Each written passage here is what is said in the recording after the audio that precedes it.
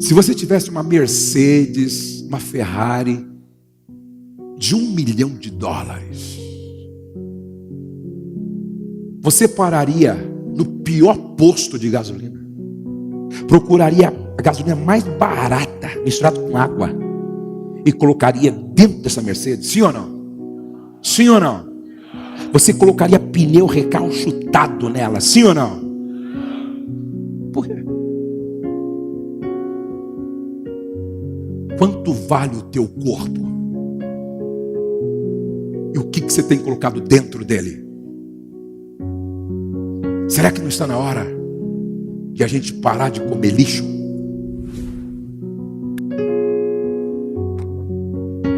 Será que não está na hora de prestar mais atenção no que come? Mas abra a sua Bíblia em Gênesis. Em Gênesis capítulo de número 2. Em Gênesis capítulo 2, lemos no verso de número 7. E formou o Senhor Deus o homem do pó da terra e soprou em seus narizes o fôlego da vida, e o homem foi feito alma vivente. E plantou o Senhor Deus um jardim no Éden, da banda do Oriente, e pôs ali o homem que tinha feito. E o Senhor Deus fez brotar da terra toda árvore agradável à vista e boa para a comida, e a árvore da vida no meio do jardim, e a árvore da ciência do bem e do mal. Verso 15. E tomou o Senhor Deus o homem e pôs no jardim do Éden para o lavrar e o guardar. No verso de número 18, e disse o Senhor Deus: não é bom que o homem esteja só, far-lhe-ei uma adjutora que esteja como diante dele. Amados, quando você lê o capítulo 2 e 3 de Gênesis, você percebe como Deus é um Deus que se revela. Ele revela pelo menos duas coisas básicas e fundamentais no capítulo 2. Muito amor e muita graça. Diga, muito amor e muita graça. No capítulo 1, você lê que Deus criou o céu, Deus criou a terra, Deus criou o sol, Deus criou a lua, Deus criou as estrelas, Deus criou todo esse sistema solar, e Ele foi criando. Mas quando você chega no capítulo 2, você percebe Deus plantando um jardim. E plantou o Senhor Deus um jardim no Éden. Ele cria o homem, Ele forma o homem, Ele faz o homem, sopra nas suas narinas. O homem se torna alma vivente. Agora, Ele vai criar o jardim para este homem. E é interessante que a Bíblia diz: e plantou o Senhor Deus um jardim no Éden, da banda do Oriente, e pôs ali o homem que tinha formado. Esse jardim foi uma ideia de Deus. Esse jardim foi uma iniciativa de Deus. Esse jardim foi um projeto de Deus. E agora percebe como esse Deus, Ele é um Deus caprichoso. Ele não só planta o jardim de qualquer maneira, relaxadamente, desleixadamente, displicentemente. A Bíblia diz no verso 9: e o Senhor Deus fez brotar da terra toda árvore agradável à vista. Veja como esse Deus se revela como um Deus de excelência e que se preocupa com o estético. Porque está dito aqui que a árvore, toda a terra, brotar da terra toda árvore agradável à vista. É um Deus que se preocupa com o que a gente vê. Por isso que eu sou um contemplador da beleza da natureza. Com frequência pela manhã, quando eu vou fazer minha caminhada, eu fotografo o sol brilhando por trás de algumas árvores. Quando eu estou viajando de avião, eu fico contemplando o quanto Deus foi caprichoso na criação, se preocupando com os meus olhos, se preocupando com a minha contemplação, se preocupando com o meu bem-estar. Eu fico impressionado como tem pessoas que vão passando pela vida sem dar importância àquilo que realmente tem importância. Agradável à vista.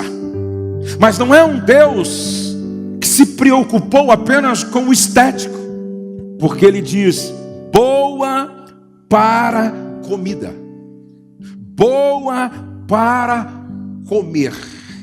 Eu acho que quando a gente chupa uma uva, nós temos um espaço de treinamento em Bragança, onde tem alguns pés de jabuticaba. E às vezes em quando, eu e minha esposa, na época em que produz muita jabuticaba, a gente vai lá. E a gente saboreia aquilo com essa consciência. Deus plantou ou fez brotar isso pensando em mim. Anjo não chupa jabuticaba. Quando você saboreia uma maçã, uma pera, quando você chupa uma melancia, um abacaxi, você tem que lembrar disso aqui, ó.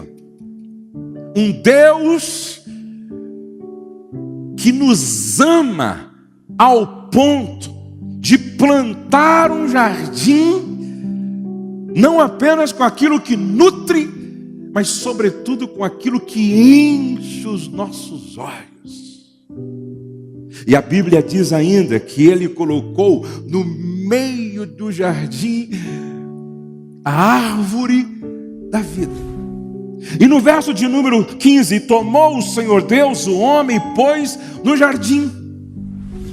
Olha que Deus amoroso e que Deus gracioso. Tudo foi graça. Porque Adão não fez nada para merecer. Adão não fez absolutamente nada para ter. Adão não investiu absolutamente nada. Foi graça. Foi amor. Veja como logo no capítulo 2 e capítulo 3 de Gênesis, Deus se revela sobretudo como um Deus que ama. Que ama. Não por aquilo que eu faço, não aquilo que eu posso oferecer, não por aquilo que eu tento fazer, mas Ele simplesmente me ama e me ama de forma incondicional e me ama tanto que Ele plantou um jardim se preocupando com o meu bem-estar. E Ele coloca Adão ali. E Adão está agora usufruindo de tudo isso. Você imagina uma cachoeira no jardim do Éden. E a Bíblia diz: e saía um rio do Éden para regar o jardim.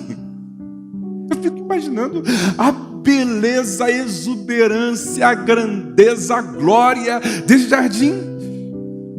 Além de toda a beleza, exuberância, a grandeza desse jardim, A Bíblia diz que toda tarde Deus passava por lá para trocar uma ideia com Adão. Você quer mais alguma coisa? Precisa de mais alguma coisa? Sim ou não? Precisa de mais alguma coisa? Sim ou não, gente? Sim ou não? Se não precisasse, as mulheres não estariam aqui hoje. Um dia Deus está passando por lá e vê Adão meio jururu. Que se passa com você, Adão? Senhor, eu olho para o macaco, ele tem a macaquinha. Eu olho para o boi, ele tem a vaquinha. Eu olho para a arara, ela tem uma companheira, um companheiro. Eu olho para todos os animais e eles têm o seu pai. Mas quando eu olho para mim, eu não tenho uma companhia da minha espécie. O que adianta o Senhor ter colocado em mim o dom da fala se eu não tenho com quem conversar? O que adianta o Senhor ter dado para mim a capacidade de integração, de envolvimento, de reciprocidade, se não tem ninguém da minha espécie com quem eu interagir?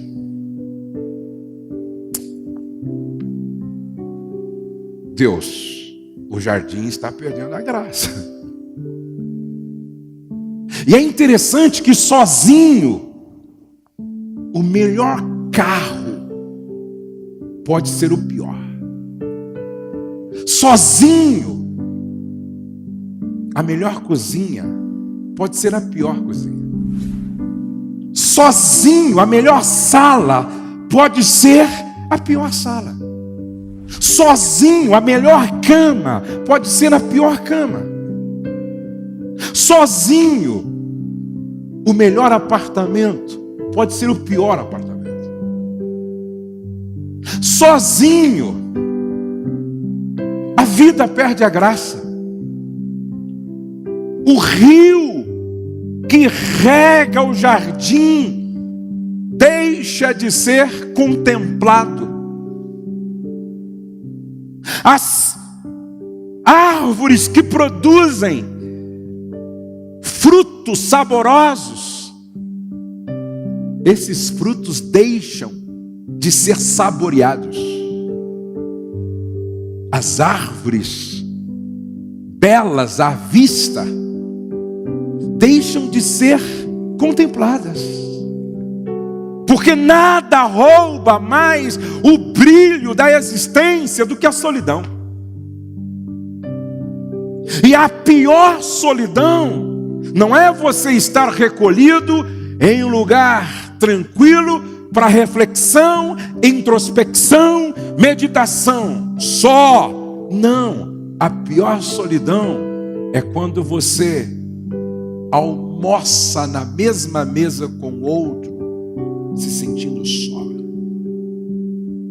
É quando você deita tendo o outro ao lado, se sentindo só. É quando você pratica o ato sexual e a impressão que dá para você, é que você está transando com a boneca inflável. Só presente está o corpo, porque a alma não está presente, a mente não está presente. Você já imaginou sentir solidão coabitando com alguém? Você já imaginou? Me lembro de uma mulher que cedia para o marido ter relação com ela uma vez a cada 6 meses. E quando acontecia, ela dizia para ele: vai logo que eu tenho muito o que fazer. Se vira.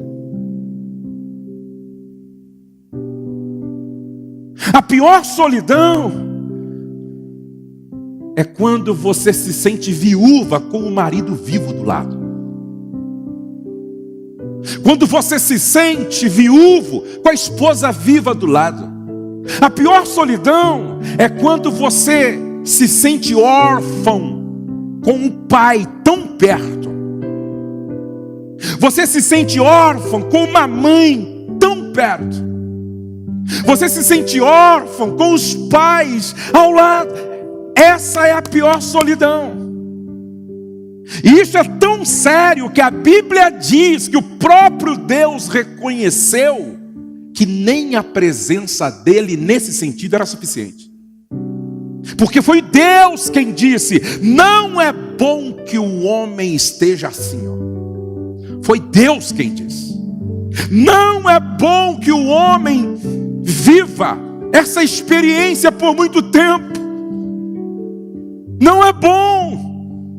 O jardim está perdendo a graça por causa da solidão. Os animais criados estão perdendo a graça por causa da solidão. A beleza desse rio está perdendo a graça por causa dessa solidão. E daqui a pouco, talvez Deus tenha pensado: eu vou perder a graça por causa desta solidão. Não é bom que o homem esteja só. Deus está preocupado com você. Deus está preocupado com você. Gente que tem o casamento como um jardim, que foi plantado por Deus, ideia de Deus, projeto de Deus, iniciativa de Deus. Deus coloca você dentro desse jardim para que você usufrua. Mas de repente você se sente só, porque o outro não entendeu. Aí Deus vem e diz o seguinte: far-lhe-ei uma adjutora que esteja como diante de ti, uma auxiliadora idônea, alguém do tamanho da sua necessidade. E é interessante que Deus tira a Eva do homem. Deus tira a Eva do homem. Eu achei lindo, num bate-papo informal com um amigo, ele me dizia assim: Josué, quando Deus fez o homem, Ele pegou o barro, Ele amassou, Ele moldou. É o artista que pega a massa e aperta, espreme e vai dando forma. Quando Deus faz o homem, ele se veste como um artista que molda, vai apertando, vai arrumando, vai ajeitando. Mas quando ele vai fazer a mulher, ele se veste de cirurgião.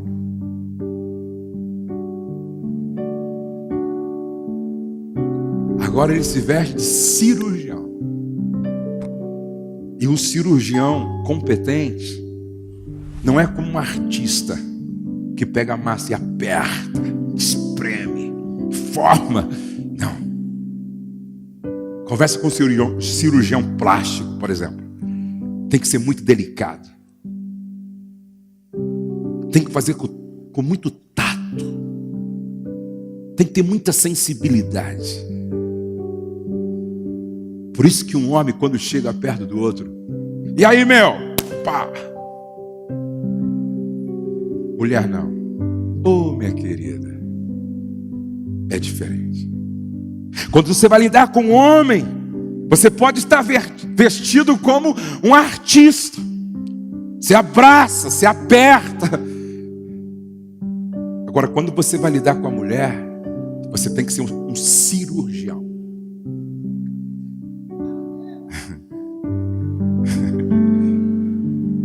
Muita sensibilidade, muito jeito, não pode errar. Deus aplica uma anestesia geral para que Adão não sentisse dor. E de repente, como um pai conduzindo a noiva para o futuro marido após ter criado Eva no jardim do Éden. Toca marcha nupcial aí, irmão. Consegue tocar marcha nupcial? Imagina Deus levando Eva. Quando Adão já acordado olha,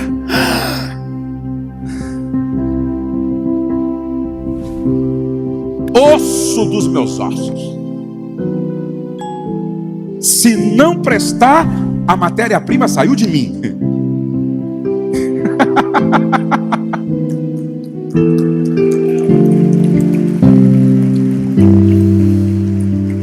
Carne da minha carne será chamada varoa, porque do varão foi tomada. Aí Deus diz: olha, agora o homem deixa seu pai, sua mãe, se une à sua mulher, e os dois vão se tornar uma só carne. Agora, além do rio, além das árvores, além dos frutos, além do sol, além da presença de Deus, Adão, vá para debaixo de uma parreira, Adão, e goza, meu filho, porque não dá para espiritualizar um pênis ereto. Deus não passou por lá, gente, e viu Adão naquela situação. Você imagina quanta testosterona acumulada. Adão, às vezes em quando, acordava com o pênis ereto. E Deus não passou lá dizendo: hora que passa, meu filho, hora que passa, hora que passa. Não. Isso não passa assim, irmão. Isso não passa assim. Osso dos meus ossos, carne da minha carne. Terminou a cerimônia, Jeová? Então o Senhor dá licença agora. Vamos namorar.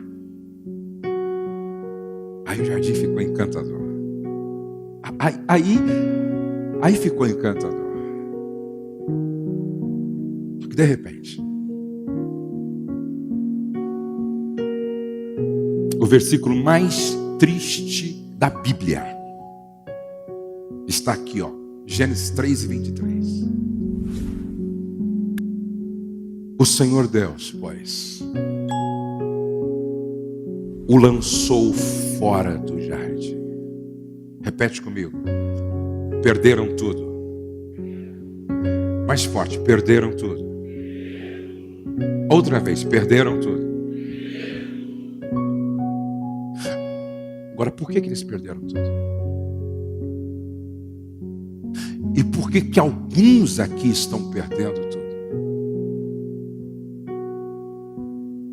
E por que alguns aqui, se não caminhar de forma sábia e prudente, poderão perder tudo?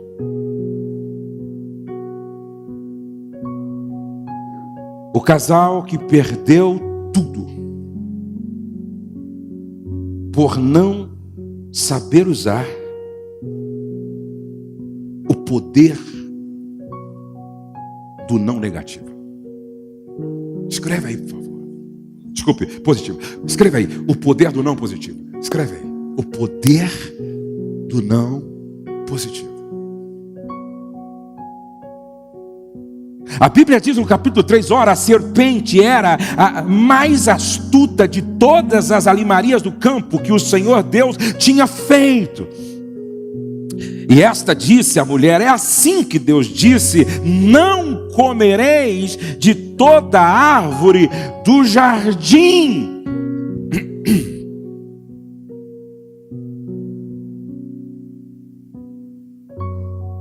Você quer algo mais? Disse a serpente. Você quer que as coisas fiquem mais interessantes ainda? E eu noto que você vem observando essa árvore do conhecimento do bem e do mal, do qual Deus disse que não era para você comer. Coma. E aí, a Bíblia diz no capítulo 2, no verso de número 16 e 17, Deus falando: não coma, porque o dia em que vocês comerem, vocês perdem tudo, vocês morrem.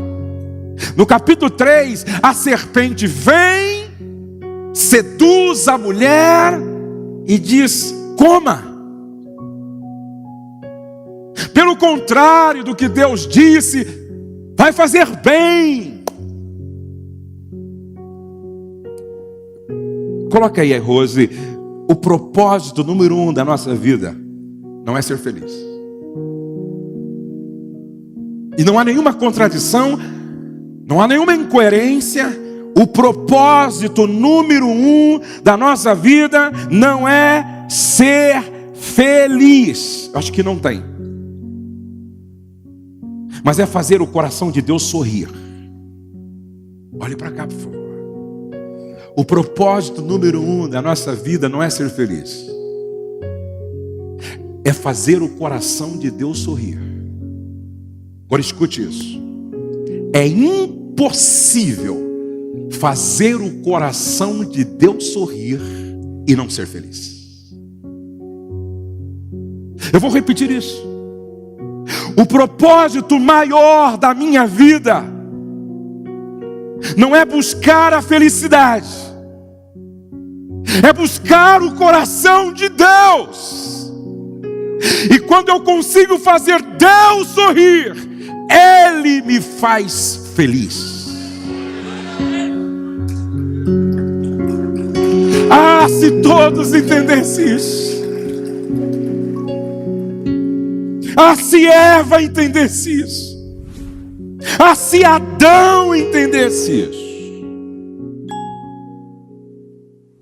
O maior benefício do não positivo, proteção. O não afirma o nosso poder de colocar limites. Limites são linhas divisórias que dizem onde começa e onde termina o meu território. A serpente quebrou o princípio do limite. Ela entrou num território que não era dela. E o diabo é mestre em invadir espaço que não é dele. Dizer não é essencialmente para se ter uma vida saudável. Repete comigo. Dizer não é essencialmente para se ter uma vida saudável. Porque o maior benefício do não positivo é proteção. O não é um escudo que nos protege. O não fecha a porta para tudo aquilo que nos rouba de Deus, de nós mesmos e da família. Você sabia que nossas células possuem membranas que escolhem as substâncias que poderão entrar e repelem as demais? Os organismos vivos dependem desse recurso para se protegerem. Precisamos aprender com nossas células. Dizer não para tudo que ameaça a nossa segurança, dignidade e integridade. Nosso não, em vez de ser um muro, é uma barreira viva e forte que protege o que realmente é importante. Eva não fez as 3 perguntas chaves para dizer sim ou não diante da sua escolha proposta pela serpente. No capítulo 2 diz Deus: não coma. No capítulo 3 a serpente diz: coma. 3 perguntas que a gente precisa fazer antes de responder para a serpente. Primeira pergunta: Deus vai ser glorificado se eu comer o fruto dessa árvore? Segunda pergunta: essa minha escolha vai gerar valor na minha vida? Terceira pergunta: essa escolha vai gerar valor no meu cônjuge, no meu casamento, na minha família, nos meus filhos? O que eles vão ganhar? Quarta pergunta: quem está tentando me convencer tem um relacionamento íntimo com o Criador, o meu Senhor? Não ouça quem está em rebelião contra Deus. Cuidado com mulheres rebeldes. Cuidado com homens rebeldes. Cuidado com quem está em um estado de rebelião, querendo te dar conselhos. Cuidado com quem não se submete à sua liderança, querendo te dar conselhos. Cuidado com quem não reconhece a autoridade espiritual, querendo te dar conselhos. Coma! É veneno. Vai te matar. Que autoridade você tem, serpente, para me dar conselho, quando você se rebelou contra aquele que ninguém deveria se rebelar, porque Ele é amor. Ele é a razão de tudo que existe. Ele é o Deus de toda a graça. Que autoridade você tem para me dar conselho? Se você não se submete à liderança do teu marido, você se rebelou dentro de casa. Que autoridade você tem se você não é exemplo de submissão ao princípio de autoridade para os seus filhos, homem? A quem que você está ouvindo e dizendo sim quando deveria dizer não?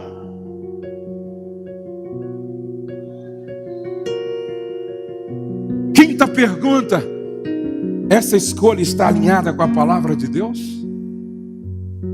Ei, olhe para cá. Pode ser a ideia mais inteligente, não passa no crivo da palavra? Pode ser a filosofia mais fantástica, passa no crivo da palavra?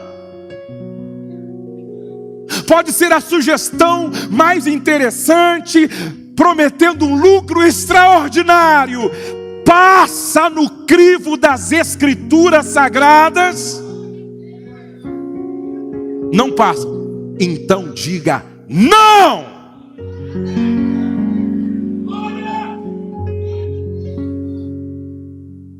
E eu estou dizendo esse não porque é um não grandão mesmo. Diga comigo, não. Não. Mais forte. Não.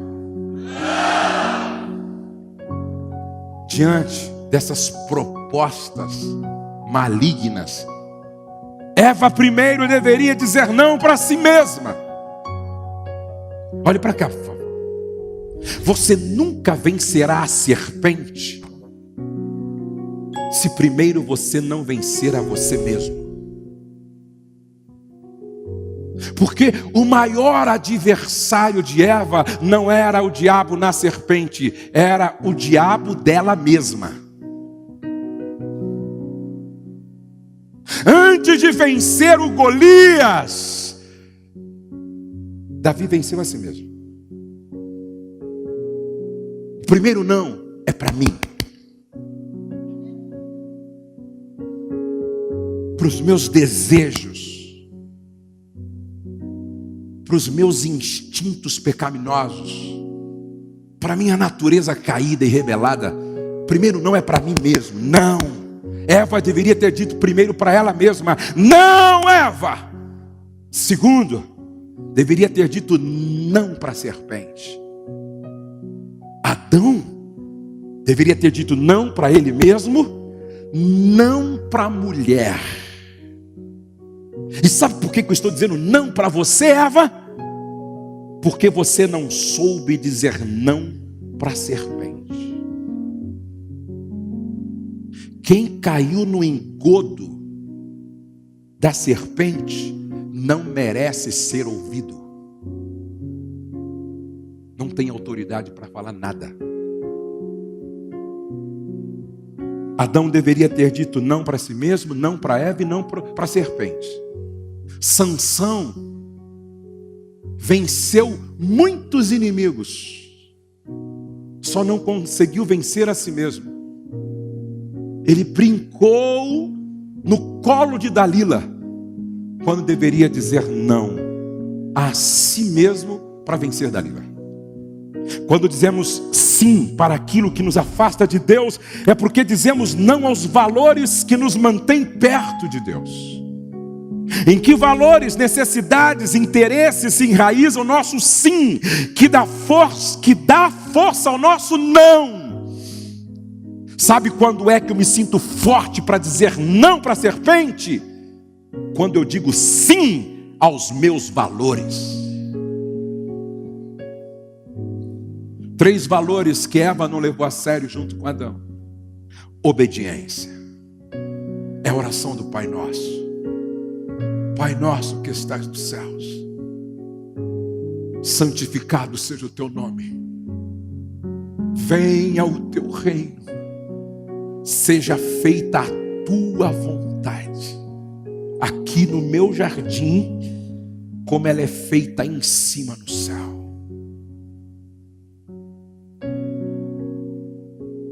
Segundo valor, fé.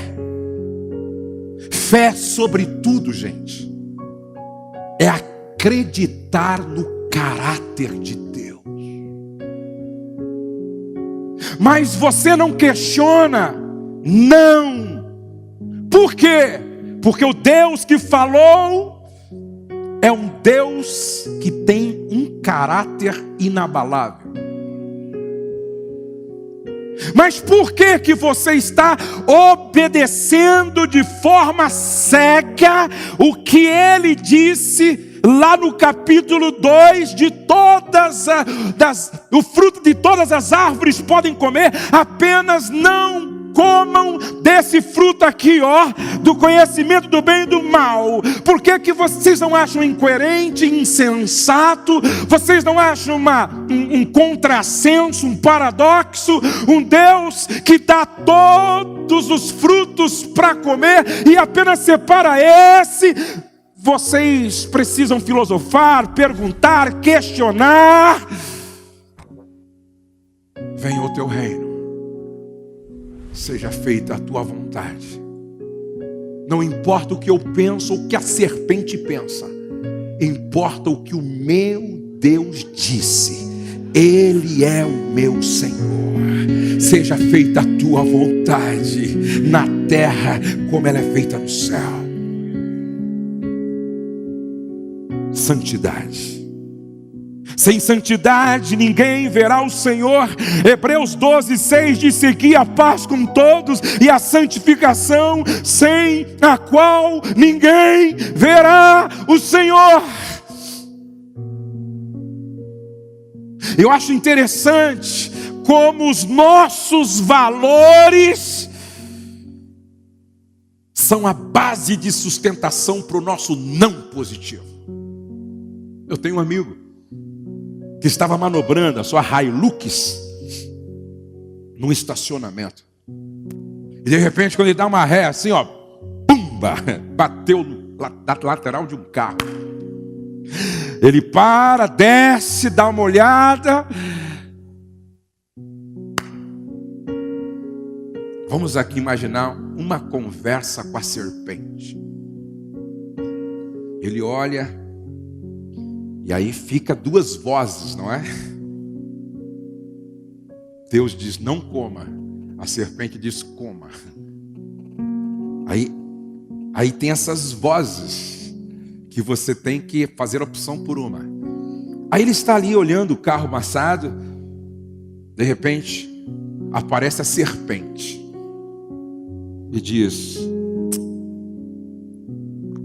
você vai pagar? Não é justo.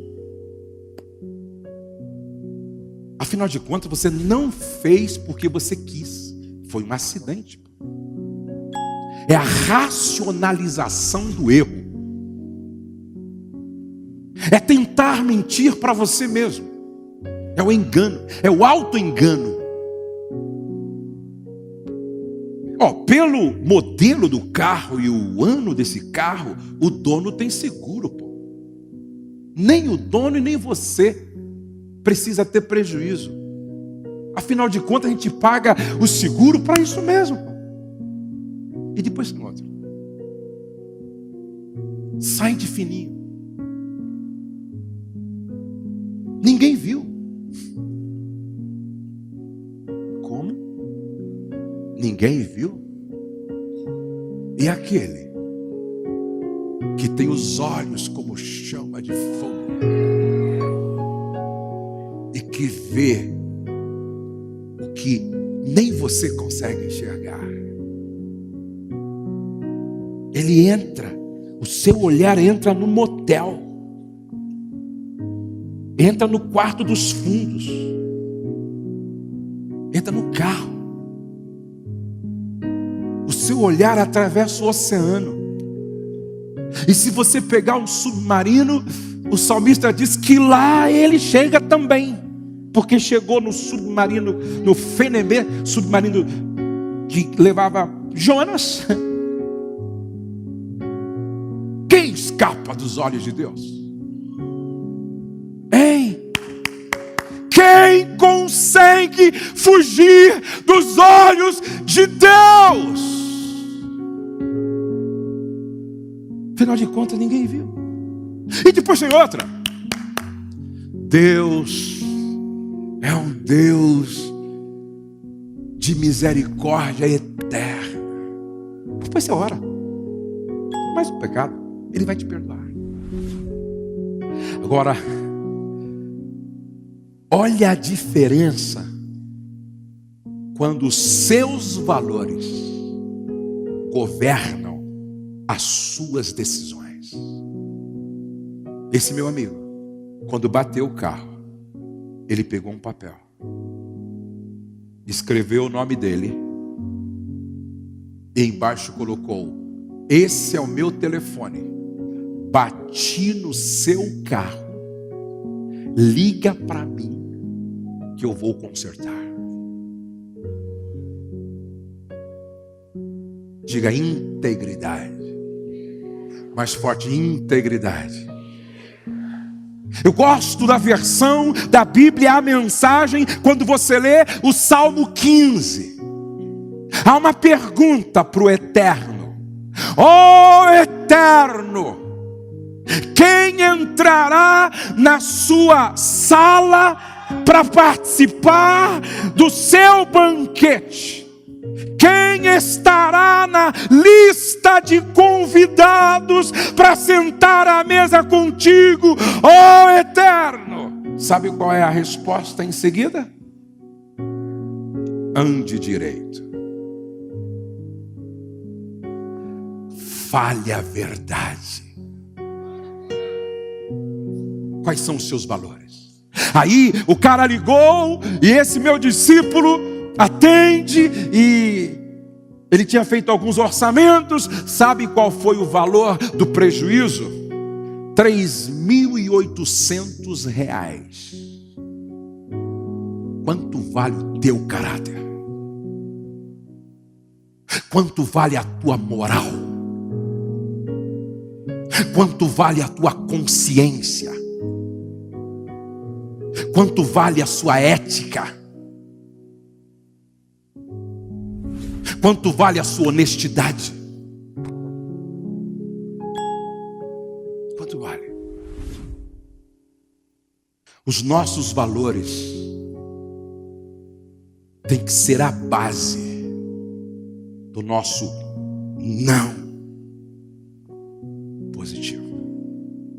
Estou no restaurante japonês com o pastor Marcos. Pedimos um prato à la carte, ceviche, e o cara nos disse: só vem um tipo de peixe. Aí a gente pediu para ele colocar um pouco de salmão, de atum no ceviche. Ele disse: não posso, não pode. Aí ele cochichou para mim: faz o seguinte, como o senhor está comendo rodízio, eu vou trazer um pouco mais e o seu amigo usufrui, só que a dona não pode saber. Eu disse: não, amigo, aqui não é a dona, aqui é a minha consciência e o meu Senhor. aqui são os meus valores. Pede para ela colocar salmão, atum, tilápia e manda ela dizer quanto custa.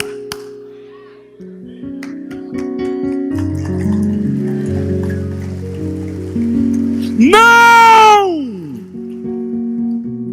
A esse jeitinho brasileiro que está fazendo da nossa nação uma nação sem reputação no mundo. Não. Quais são as 5 consequências da ausência do não positivo? Quais são as 5 consequências? Número 1, vícios. Pode passar. Pode passar. Vícios. O alcoólatra não aprendeu a dizer não. O que fuma maconha, cigarro, o que cheira cocaína, o viciado. O viciado em refrigerante, em Coca-Cola. Alguém me disse outro dia: pastor, eu não consigo deixar de beber Coca-Cola. Você é o escravo. Se você não consegue vencer um refrigerante, e o diabo, que é algo mais complexo,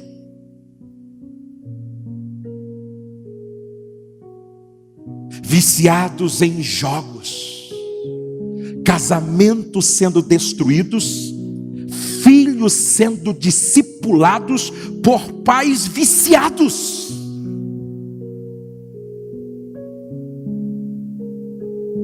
Viciados em sexo,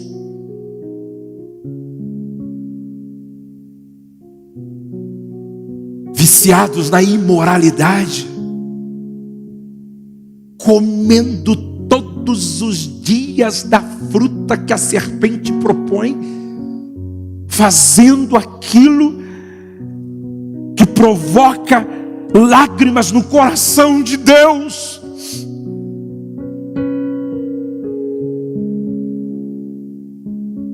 Um dia, aconselhando um casal, ela me disse: eu não sabia porque meu marido estava há 8 meses sem ter relação sexual comigo. Até que eu descobri que ele ia para o banheiro com o seu celular e, viciado, dependente de pornografia, se masturbava, me trocando por prostituição. Porque se fornicação é sexo entre solteiros, se adultério é sexo envolvendo pessoas casadas, porneia, prostituição é sexo para obter lucro. E nenhuma outra indústria tem sido mais maléfica, destruído mais casamentos, pais, mães, famílias, do que a indústria da pornografia. Nenhuma outra indústria. O vício em pornografia, na verdade, é vício em dopamina, a mesma substância produzida pela cocaína, no uso da cocaína. Por isso está provado cientificamente que um viciado em pornografia e masturbação é tão dependente quanto um viciado em cocaína. E antes de você assistir um material pornográfico, você deveria perguntar: isso aqui glorifica a Deus?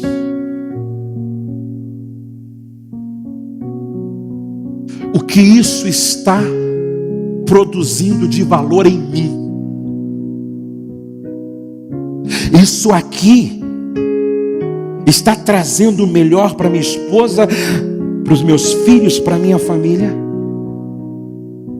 Isso aqui Essas pessoas que estão aí, ó, nessa ginástica sexual, nesse blefe, nesse teatro maligno, elas têm um relacionamento íntimo com o meu Senhor. Isso aqui que eu estou vendo passa pelo crivo da palavra.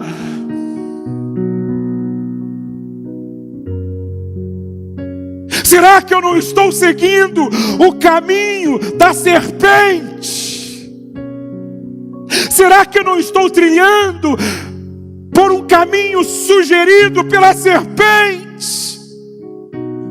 Será que eu não estou sendo como um boi sendo levado ao matadouro?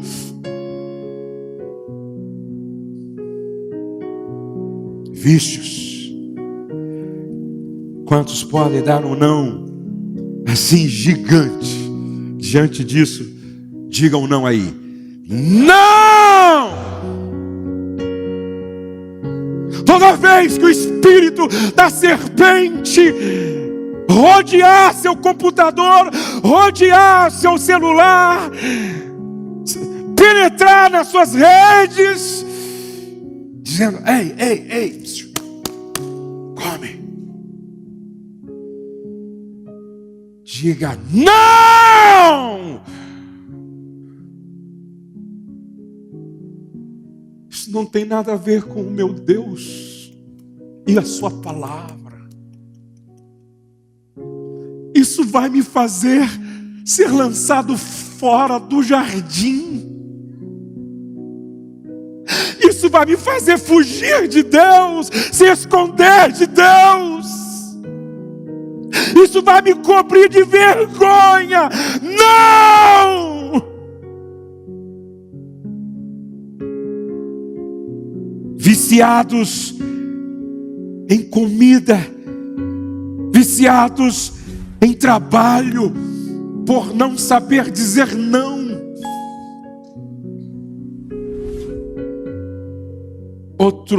Outra consequência, obesidade. Faz assim, irmão. Estenda a sua mão assim, bem assim, faz como eu estou fazendo aqui. Vai baixando devagarzinho, e segura essa bainha assim, ó, segura aí.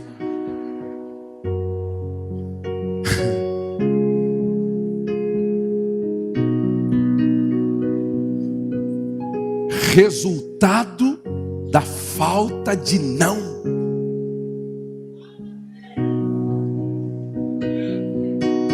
Resultado da ausência do não.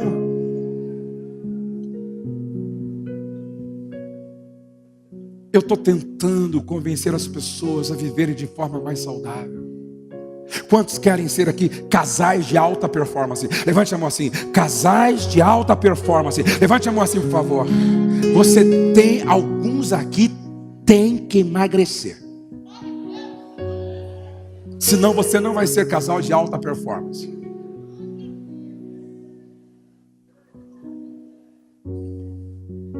Faz assim, por favor. Faz assim, ó. Repete comigo assim: tudo que vale a pena na vida está em cima e não embaixo. Olha para cá assim, ó. Se está em cima, requer esforço. Se está em cima, requer foco.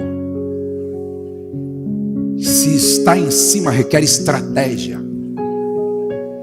Se está em cima, requer intencionalidade. Quantos querem chegar aqui em cima? Comece hoje a ser disciplinado. Diga não àquilo que faz mal para o teu bem maior, seu corpo. Olhe para cá. Se você tivesse uma Mercedes, uma Ferrari de $1 milhão, você pararia no pior posto de gasolina, procuraria a gasolina mais barata, misturada com água, e colocaria dentro dessa Mercedes? Sim ou não? Sim ou não? Você colocaria pneu recalchutado nela? Sim ou não? Por quê? Quanto vale o teu corpo? E o que você tem colocado dentro dele? Será que não está na hora de a gente parar de comer lixo?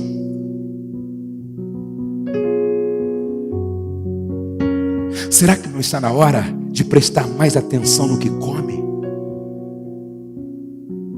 Você sabe que te faz mal açúcar. Por que você come, meu? Você sabe que pão branco, quanto mais branco for o pão, mais perto você estará do caixão. Por que você come 3 pãozinhos por dia?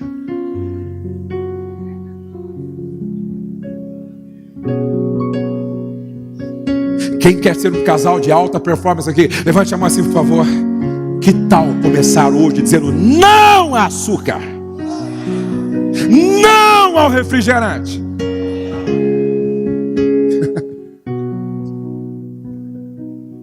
Não a meio pudim. Meio pudim.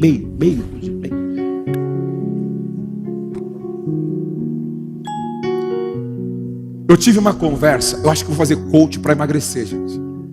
Eu tive uma conversa meia hora com um discípulo.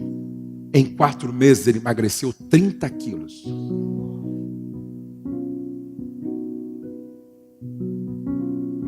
O Júlio, que trabalha conosco aqui, em 6 meses ele emagreceu 40 quilos.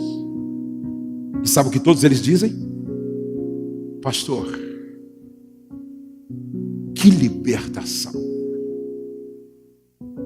Agora eu amarro o meu sapato. Olha que coisa simples, gente. Pastor, agora o sexo virou celebração, sem dor e sem sacrifício. Até o pênis dá uma crescidinha, porque emagreceu.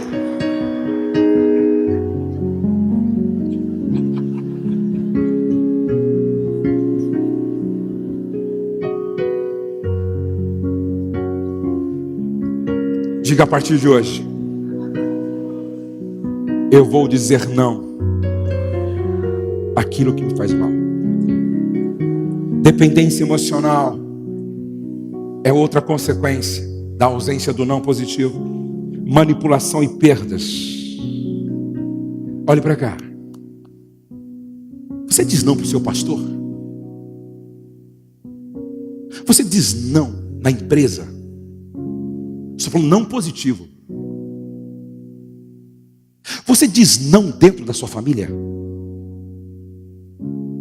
Uma pessoa que só diz sim na igreja começa a assumir responsabilidade de todo mundo. E como aquela mulher de Cantares dizia: cuidei da vinha de todos, só não cuidei da minha vinha. Você diz não na empresa? Um funcionário que sempre diz sim, deixa de ser colaborador para ser escravo manipulado. Você diz não na sua família? Ah, pastor, estou com um problema no meu cartão de crédito. Por quê? Emprestei.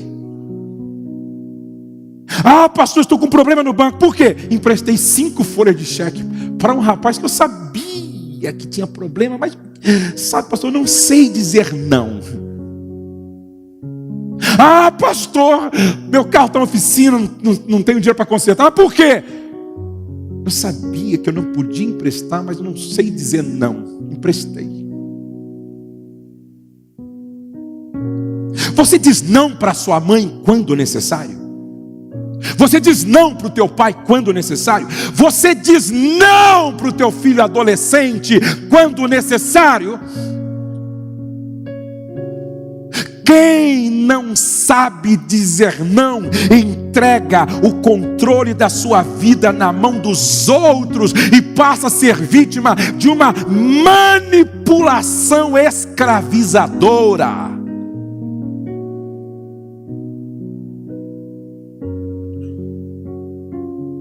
E aí, o resultado final é uma vida de fracasso. E lançou os dois fora do jardim. O que você tem perdido por não saber dizer não? O que você tem perdido por não saber dizer não? Sua liberdade. Você é escravo desse celular. Você é escravo dessa rede social. Você é escravo desse Facebook, desse Twitter, desse Instagram, dessas salas de bate-papo, desse site de imoralidade. Você é escravo disso. Você perdeu sua liberdade. Você perdeu sua paz, sua saúde, seu casamento, seus filhos, sua empresa, sua salvação. O que está roubando você de Deus? O que está roubando você de você mesmo? O que está roubando você da sua família? Pega o papel aí, por favor. Escreva 3 áreas para as quais você vai começar a dizer não a partir de hoje. 3 áreas que você gostaria de sair daqui com essa predisposição de dar um não bem grande. Não positivo, com base nos meus valores. Isso que eu estou fazendo não glorifica Deus, não faz o coração de Deus sorrir, não agrega valor na minha vida, não gera valor na minha família, não passa pelo crivo da palavra. Não serei uma pessoa, um casal, uma família de alta performance. Preciso dizer não para isso. 3, por favor, escreve aí. Todos. 3 coisas. 3 coisas. Diga não às amizades tóxicas. As más conversações corrompem os bons costumes. Daqui a 5 anos, você vai ser a média das pessoas com as quais você andou e dos livros que te influenciaram. Diga não a si mesmo quando estiver sentado à mesa. Daniel capítulo 1, verso 8. Daniel capítulo 1, verso 8. Eu não como isso, porque foi sacrificado a ídolos. E eu tenho alto domínio dos meus desejos. Eu sei o que é autocontrole. Então não vai fazer bem para a minha espiritualidade. Talvez no seu caso não seja uma comida sacrificada ao ídolo, mas seja uma comida que não te faz bem. Não. Diga não ao ilícito imoral. Gênesis 39, a Bíblia diz que a serpente chega para José e coloca diante dele uma dona. E eu fico imaginando aquela dona, mulher de Potifar, com todos os cremes do Egito, esposa de um cara muito rico, fazia academia, regrada na alimentação, bonita, cheirosa e gostosa, porque se o pecado não fosse gostoso, ninguém pecava. Já sentiu vontade de uma bezetacil? Estou com desejo de uma bezetacil, meu. Aí a serpente diz para José: e aí? Come ou não come? Só que José tinha um valor chamado integridade. Ele disse sim para os seus valores. E quando você diz sim para os seus valores, você diz não para a serpente. E lá na frente, o que foi aprovado é promovido por Deus. Esse cara vai ser o cara. Se vocês me entendem, digam amém. Diga não ao excesso de trabalho. Pare de levar trabalho para casa. Estabeleça um sábado na sua semana, um sábado no seu mês, um sábado no seu ano, um sábado na sua vida. Diga não ao seu temperamento explosivo. Jesus disse: quer ser feliz? Seja manso. Dizer não de modo eficaz diante de uma investida da serpente revela a decisão de firmar as suas escolhas com base nos seus valores e fazer o coração de Deus sorrir. Dizer não de modo eficaz diante de uma investida da serpente revela a decisão de firmar as suas escolhas com base nos seus valores e fazer Deus sorrir. Pode continuar, Rose. E não vos embriagueis com vinho, em que há contenda, mas enchei-vos do Espírito. Diga sim, bem forte. Não, está fraco. Eu vou ler e vocês repetem. Mas enchei-vos do Espírito. Mas enchei-vos do Espírito. Só as mulheres, mas enchei-vos do Espírito. Só os homens, mas enchei-vos do Espírito. Vamos ficar de pé.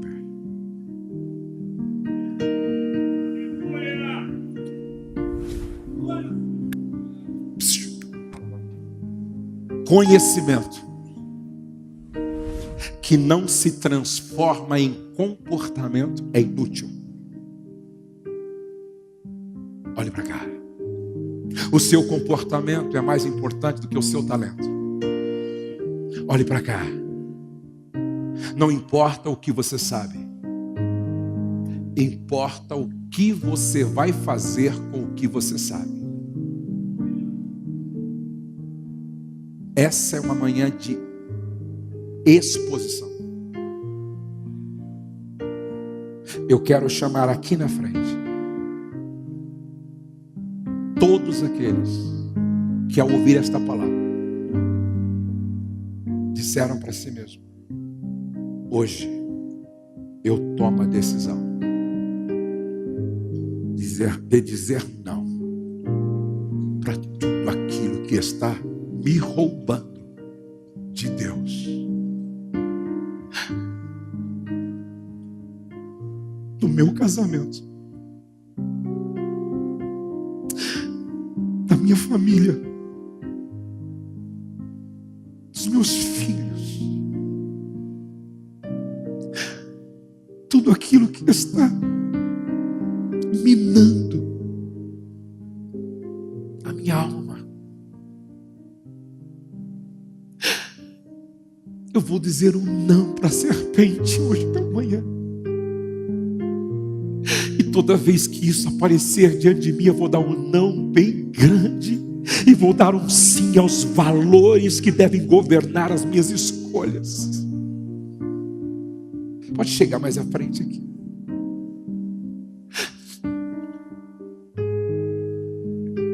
Quando eu cheguei aqui, eu disse para minha esposa: ora por mim.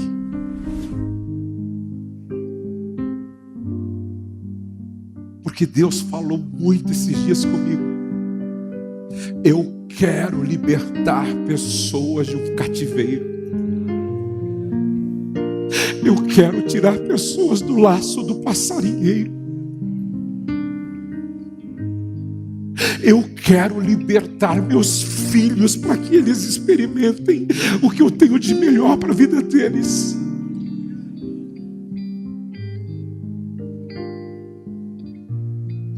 Eu gostaria que você pedisse perdão a Deus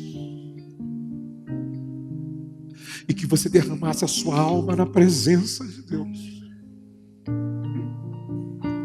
Porque nesta manhã eu ouço no meu espírito cadeias sendo quebradas e laços sendo destruídos.